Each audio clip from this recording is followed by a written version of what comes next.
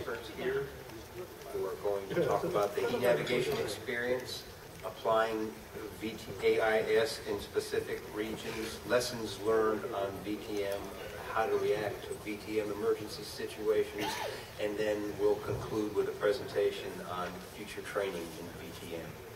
I would like to introduce our first speaker now, Jan Erik Hagen, who began his career in the Norwegian Navy and is now a regional director for the Norwegian Coastal Administration.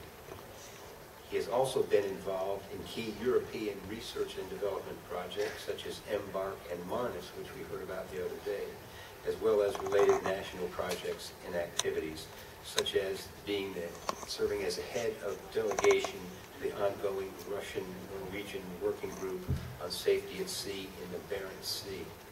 Many of you know Jan Erik is the coordinator for the ongoing IMO correspondence group on e-navigation, and he chairs various working groups at IMO on the subject. Jan Erik, the floor is yours, sir.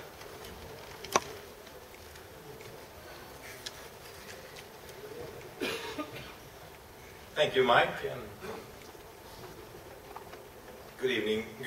good afternoon, ladies and gentlemen. Let me start the presentation to say that IALA has made an essential contribution in the development of the e-navigation concept, which is a concept to support humans with the management of information to improve good decision making. When we look at the challenges in our industry, it is clear to recognize the opportunity that advances in technology offer. However, after further inspection, it is clear that the major challenges to embrace is the human element.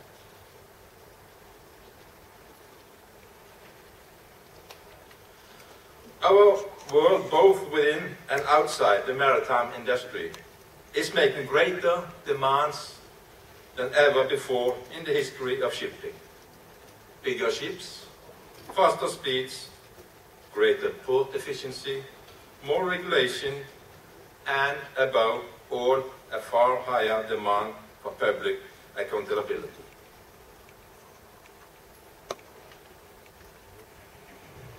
As we can see from the impressive industrial exhibition here this week, tracking and communication technology will bring the operation of ship monitoring to new levels.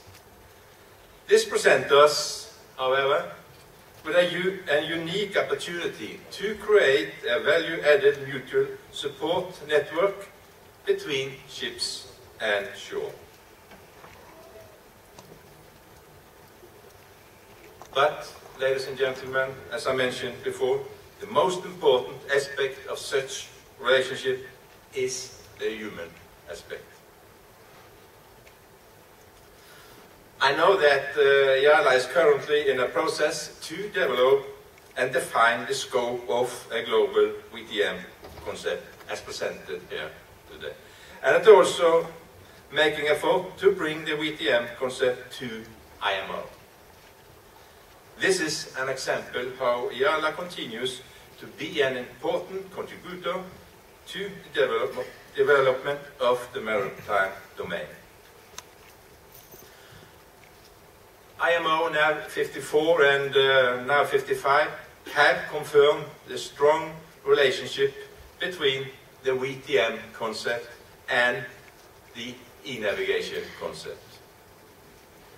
As I understand, the concept of VTM is also about generic activities of competent authorities to manage information service to reduce risks.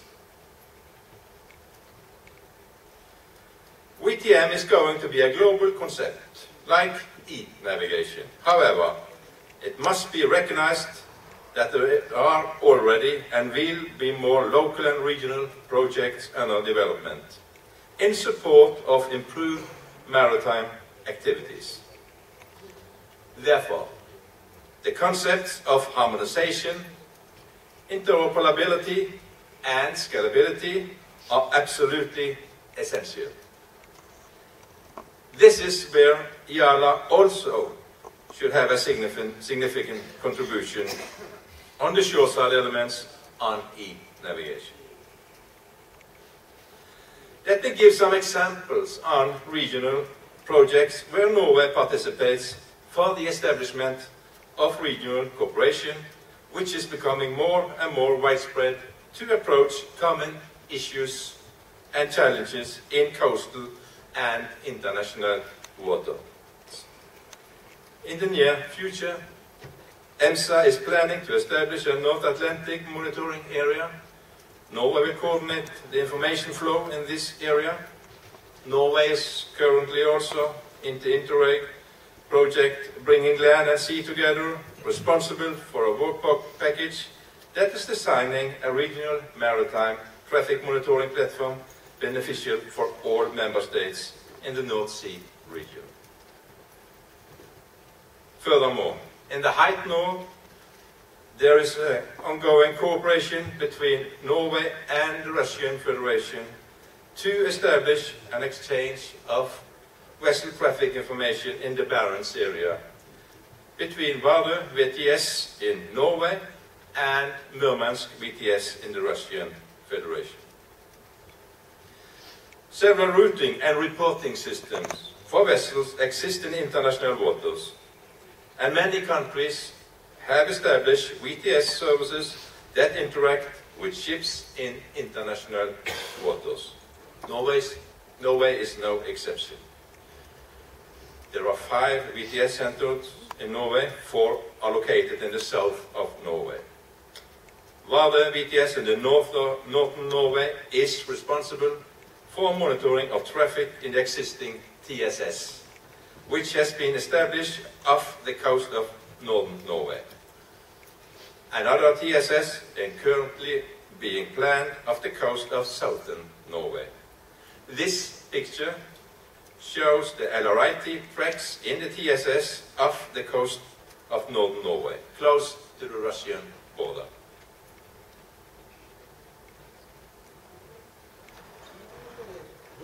Vardø VTS in northern Norway is responsible for monitoring the traffic in international waters along the entire coast of Norway. Its tasks are to identify abnormal situations and to ensure that the right action to avoid accidents is undertaken. A variety of sensors and information sources are used by the advanced VTS system. A series of accidents and the threats caused by illegal activities have put light on the need for additional monitoring outside territorial waters. LRIT will be an important feature to this end. It will further provide early warning capabilities, which could also enable a better defense against piracy.